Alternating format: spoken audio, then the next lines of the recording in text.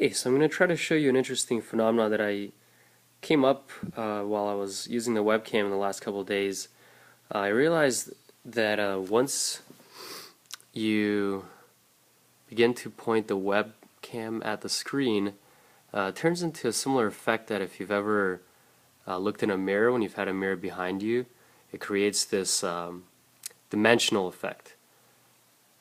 And if you somehow manage to point it directly at the center of the image that it's creating, it'll go deeper into that tunnel effect. So if I have, let's say right now I'm looking at the whole screen, and inside that computer screen you can see a smaller one, but it stops at about 4 or 5 maybe dimensions of itself. So if I bring it closer and allow it to refocus, right now the camera is set on autofocus.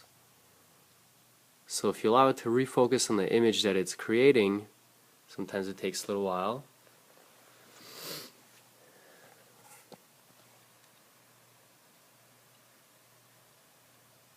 But if you get it to line up correctly with the screen, then it'll be able to create more dimensions. Let's try again. Of the image that it's creating. There we go. So, what I realize is that once the camera is able to focus on what it's creating and it's aligned properly, as long as it has a frame of reference, with that being the edges of the screen, it'll still create a self-similar image as far as it can go into the dimensions. Now, if I put this on full screen and the camera has nothing else to look at except for what it's creating. Oh, if you notice right here, there's a time delay in the dimensions. So the camera sees a dimension and it focuses in on what happens and translates it to the new image that it creates. So if I put this on full screen, something really interesting happens. Let's see.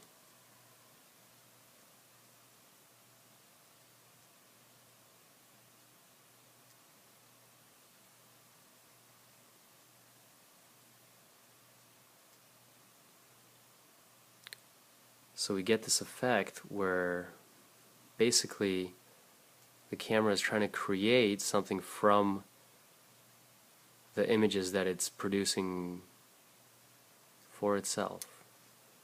And it goes in between states of basically creation and then pure disillusion, where it loses focus of what it's creating and tries to start again. And this cycle will continue for a while until somehow at the center point it's able to find what it's focusing on, and it'll remain stable. And it always takes a different amount of time. It looks like it's almost getting there now. So what I'm going to do is move the cursor and I'll show you what changes happen on the screen. So just from that little change, now it's sent back into creation mode. And if I could get these arrows to all line up,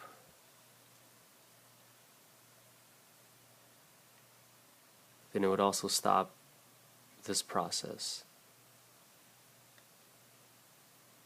Now let's see.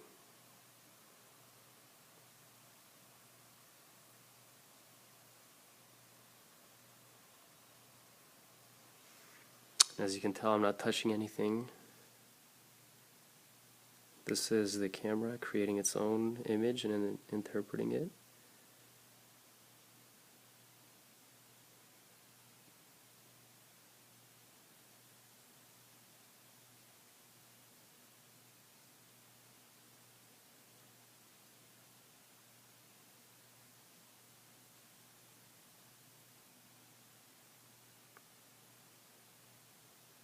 And this always happens in different time scales. It's hard to figure out one time if it's going to work or not, because it's so dependent on what it creates.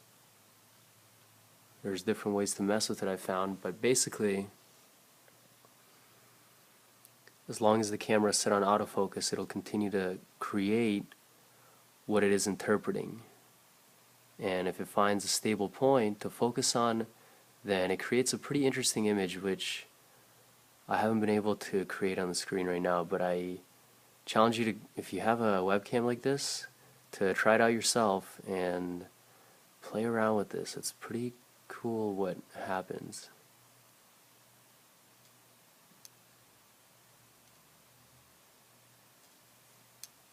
Until then,